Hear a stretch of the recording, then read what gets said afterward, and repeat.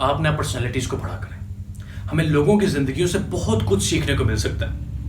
और क्या एक खूबसूरत चीज है personality reading. Personality means the art of handling the odd situation.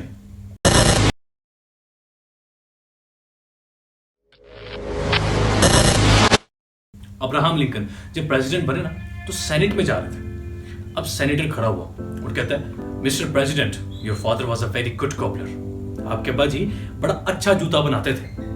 Mister president, your father was a very good coupler and I am still wearing the shoes prepared by your father. और मैंने आज भी वही जूते पहने हैं जो कि आपके अब्बा ने बनाए थे। जानते हैं लिंकन ने क्या जवाब दिया? He said, thank you sir for appreciating my father. I will try to be like my father. And today you are appreciating my father for being a good cobbler. But tomorrow your children will appreciate me as a good president of America. Sir इसे कहते हैं personality. ये होती है। वो एक किताब है मसनवी रंग, बख्तियार काकी साहब की ना, कुतुबुद्दीन बख्तियार काकी, एक सूफी सेंट थे। अच्छा ये मैं बात कर रहा हूँ मोहम्मद बिन कासिम के 500 साल बाद की, जब मुसलमानों ने यहाँ पे अपनी पहली सल्तनत कायम की थी, जिसे आप ममलूक सल्तनत या फिर स्लेव डायनेस्टी के नाम से जानते हैं। तो उसका पहला सुल्तान था कुतुबुद्दीन ऐबक। ठीक है, तो एक दिन कुतुबुद्दीन ऐबक अपने उस्ताद के पास मशवरा लेने के लिए बख्तियार काकी साहब के पास गए। कहते हैं कि सर ये जो हमारे उलमा इकराम है ना, ये कह रहे हैं कि लोगों को जबरदस्ती इस्लाम की तरफ कन्वर्ट करवाया जाए। तो उन्होंने कहा, ये जो तूने क्राउन पहना हो सर पे, ये कितने का? बोला 5 करोड़। अच्छा, और जो मौलाना साहब का है वो बोले 10 रुपए का। अच्छा यार ना एक बात आपको समझनी है, बहुत बहुत जरूरी बात है। एक कांस्टेबल भी कैप पहनता है, एक सब इंस्पेक्टर भी कैप पहनता है और एक एसपी भी कैप पहनता है सारी कैप ही, लेकिन हर कैप की वैल्यू डिफरेंट है। आप मेरी बात समझ रहे हैं? और वो वैल्यू उनकी थॉट प्रोसेस को डिफाइन करती है। कायद आज़म भी कैप पहनते थे, लेकिन आपको उस तरह के आज चौराहों पे और सड़कों पे लोग मिलते हैं जो कायद आज़म की तरह कैप पहनते हैं, but it doesn't mean they are like our कायद। उन्होंने कहा कि अगर 5 करोड़ का ताज पहनता है ना, तो 5 करोड़ की तरह सोच। 98% नॉन मुस्लिम है यहाँ पे और 2% मुस्लिम है, और फिर भी हम इन पर हुकूमत कर रहे हैं। क्यों? क्योंकि आपस में डिवाइडेड है। वो ब्राह्मण है, वो खस्त्री है, वो वैश्य है, ये सब आपस में डिवाइडेड है। और ये हमारी ताकत है। ये लोग तो एक दूसरे को देखना पसंद नहीं करते, लेकिन अगर तूने इनके रिलीजन पर हाथ रखा ना, तो ये 98% एक हो जाएंगे। और अगर ये 98% एक हो गए तो हमें बाहर निकाल देंगे। स्लेव था, जी हाँ, कुतुबुद्दीन ऐबक स्लेव था, गुलाम। और ममलूक सल्तनत ने 85 साल हुकूमत की हिंदुस्तान पर, 85 ईयर्स। वैसे ना इस्लाम की भी एक बड़ी ब्यूटी है यार, ये आपको किसी और रिलीजन में नहीं मिलती। आप चाहे क्रिश्चियनिटी को पढ़ लें, बुद्धिज्म को पढ़ लें, हिंदुइज्म को पढ़ लें, ज़ोरास्ट्रिज्म को पढ़ लें, जैनिज्म को पढ़ लें, लेकिन ये चीज़ सिर्फ आपको इस्लाम में मिलेगी। बड़ी खूबसूरत ब्यूटी है कि उसने गुलामों को भी ना बादशाह का दर्जा दे दिया। किस बिना पर? सिर्फ 2 चीज़ों की बिना पर, अपनी काबिलियत और इल्म की बिना पर। सर 800 ईयर्स, 800 साल मुसलमानों ने हुकूमत की है इंडिया में। आपकी 12 नस्लें गुजर जाए, 800 साल। सिकंदर आज़म, सिकंदर ने जब राजा पुरुष को पकड़ लिया ना, तो सिकंदर ने बोला कि बता तेरे साथ अब क्या सलूक किया जाए। तो उसने बड़ा एक तरीकी जवाब दिया, बड़े गोल्डन वर्ड्स में, आज भी उसको याद किया जाता है। तो उसने कहा, वही जो एक बादशाह दूसरे बादशाह के साथ करता है, इसे कहते हैं बिग थिंकिंग, बड़ी सोच।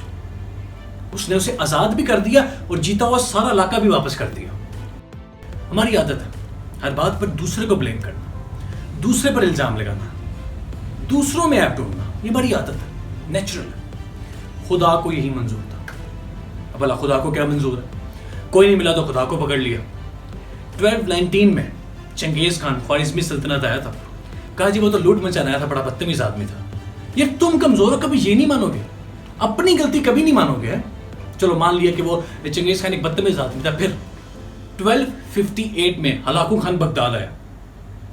कहा जी वो तो लूट मचाने आया था, वो तो अपनी सल्तनत को बढ़ाना चाहता था। अच्छा चलो ठीक है, मान लिया। 1739 में नादिर शाह बरेसगीर आया। कहा जी वो तो अफगानिस्तान से आया था, वो तो बरेसगीर की दौलत को लूटना चाहता था, मतलब फिर उसी की गलती है। और फिर 200 साल अंग्रेजों ने लूटा। कभी मैं आपको बताऊंगा कि अंग्रेजों ने कैसे कैसे बरसगीर को लूटा है। आप सुनेंगे तो आपके रोंगटे खड़े हो जाएंगे। आपको अगर सच जाने ना, अगर आपके अंग्रेजों ने कैसे लूटा है, तो सर आप उनसे नफरत करने लगे। इंग्लिश कहते हैं जी अंग्रेजों ने हमारे साथ धोखेबाजी की। और यार 5 रुपए का सिक्का जमीन पे पड़ा हो, तुम पांव रख के खड़े हो जाते हो, तुम्हारे साथ कौन धोखेबाजी करेगा?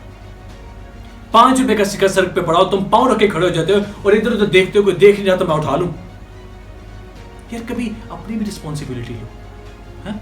कभी अपनी भी गलती मानो यार। हुकूमत तो गलत है ही। पिछले 50 सालों से यहाँ पे क्या हो रहा है? पिछले 50 सालों से इस मुल्क में कोई शेर को चुन रहा है, कोई तीर पर निशान लगा रहा है, कोई साइकिल पर ठप्पा लगा रहा है। ये वीडियो जारी जनाब, वो पूरी कौम का एक ही नारा, शेर हमारा। हुक्मरान चूज करना है ना, लीडर चूज करोगे, अयूबी की तरह कर लो, हारून रशीद की तरह कर लो, the golden age of Islam. क्या खूबसूरत जमाना। कहा जी अब तो ऐसा जमाना नहीं है, अब तो ऐसे मुसलमान भी नहीं। अच्छा, हसरत मोहानी, मौलाना जफर अली खान, सरदार अब्दुल रब नश्तर, अब्दुल कलाम आजाद, फातिमा जना, नवाब मोहसिनुल मुल्क, सर सैयद अहमद खान। मैं तुम्हें कितने नाम करवा दूं यार, तुम कहते हो ऐसे मुसलमान नहीं है? ये सब सर पढ़े लिखे लोग थे और वक्त की जरूरत को जानते थे। मुझे ना यहाँ पे एक वाकया याद आ गया। जब अलीगढ़ तहरीक चल रही थी ना, तो सर सैयद ना पैसे जमा कर रहे थे कॉलेज खोलने के लिए, चंदा ले रहे थे लोगों से ना, घर घर जाके। तो घर घर जाते हुए जब आप एक मौलाना साहब के पास पहुंचे ना, तो क्या नाम था उसका, मौलाना साहब का, he was very famous person, चले खैर मेरा नाम याद नहीं आ रहा। तो बहरहाल आप मौलाना साहब के पास पहुंचे और आपने कहा जी मौलाना साहब मैं चंदा ले रहा हूँ सबसे, कॉलेज खोलना है, मतलब बच्चे पढ़ेंगे, चलो इस मुल्क की बेहतरी हो जाएगी। तो आप जानते हैं कि सर सैयद को उलमा हजरात काफिर कहा करते थे, क्योंकि आप मॉडर्न तलीम ला रहे थे बरसगीर में मुसलमानों के लिए। तो ये बिल्कुल भी पसंद नहीं था उलमा हजरात को। तो मौलाना ने थूक दिया और आपने वही हाथ जिसमें उन्होंने थूका था, वही हाथ आपने अपनी जेब में डाल लिया। कहते हैं कि मौलाना बोले कि मैंने थूका और तुमने इसी को जेब में डाल लिया। कहा कि मौलाना साहब जिसके पास जो होता है वो वही देता है। सर 2 लाख रुपए दिए उस जमाने में। मौलाना ने कॉलेज के लिए 2 लाख रुपीस दिए, 2 लाख रुपीस डोनेट किए। तो बहरहाल बात हो रही थी कि हुक्मरान चूज करना चाहते हो ना, गियासुद्दीन बलबन जैसा हुक्मरान चुनो।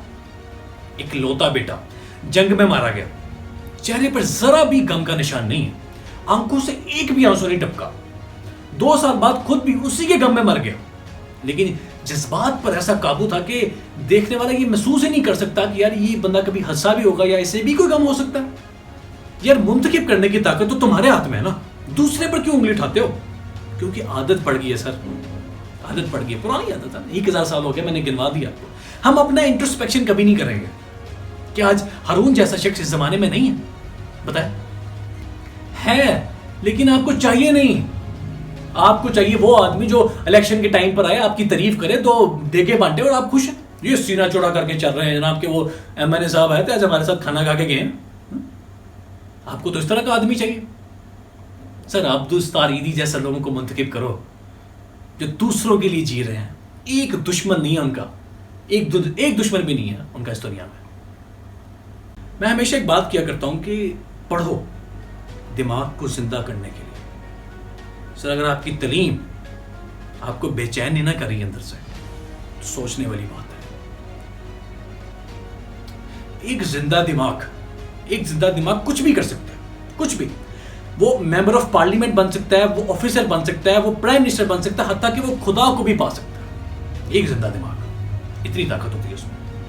वो एक अमेरिकन नॉवेलिस्ट हैं जॉर्ज मार्शन, वो लिखते हैं कि a reader lives 1000 lives before he dies, but the man who never reads lives only once.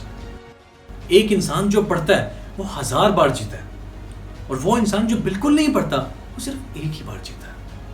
तो मुझे याद है जब मैं छोटा था तो स्कूल में टीचर लेसन याद करवाती थी कि बेटा अभी तुम्हें सही याद नहीं हुआ, दोबारा रिपीट करो, अभी याद हो जाएगा, फिर सुनाना।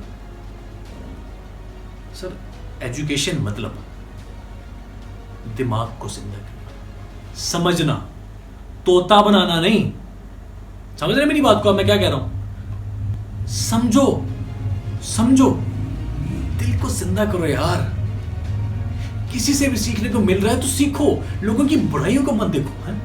हर आदमी आपको कुछ ना कुछ अच्छा सिखा सकता है, बस आपने सीखना है।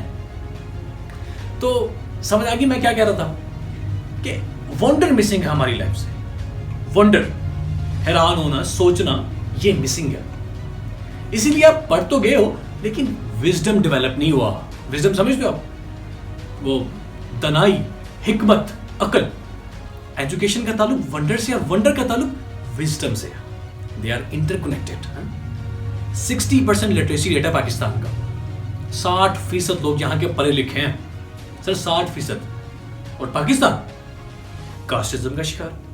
ये जात छोटी है तो ये जात बड़ी है। पाकिस्तान सेक्टिज्म का शिकार है। एक फिरका दूसरे फिरके को काफिर कह के नहीं सकता। पाकिस्तान ओवर पॉपुलेशन का शिकार है। 2015 का आप एनालिसिस कर ले, 2015 में पाकिस्तान की आबादी 20 करोड़ थी और 2021 में विद इन 6 ईयर 26 को टच कर रही है आबादी। क्यों? आप 2020 की वर्ल्ड एयर क्वालिटी रिपोर्ट निकाल के देख लें, उसके मुताबिक पाकिस्तान दूसरे नंबर पे आता है। जी हां, दूसरे नंबर पे, जिसकी एयर सबसे ज्यादा पोल्यूटेड है। ये सब क्यों है यार? कभी सोचा आपने? क्योंकि विजडम पैदा नहीं हुआ। पढ़ तो हमने लिया लेकिन वंडर नहीं आया ना। जब वंडर नहीं आया तो विजडम नहीं आया, अकल ही नहीं आई। अकल पैदा ही नहीं हुई है, सोच बदली ही नहीं है। क्यों? क्योंकि हम पढ़ते हैं सिर्फ नौकरी के लिए। नौकरी मिल जाएगी तो कोई अच्छी नौकरी मिल जाएगी तो कोई कहीं किसी का शादी भी हो जाएगी। ऊपर से सिस्टम भी ऐसा।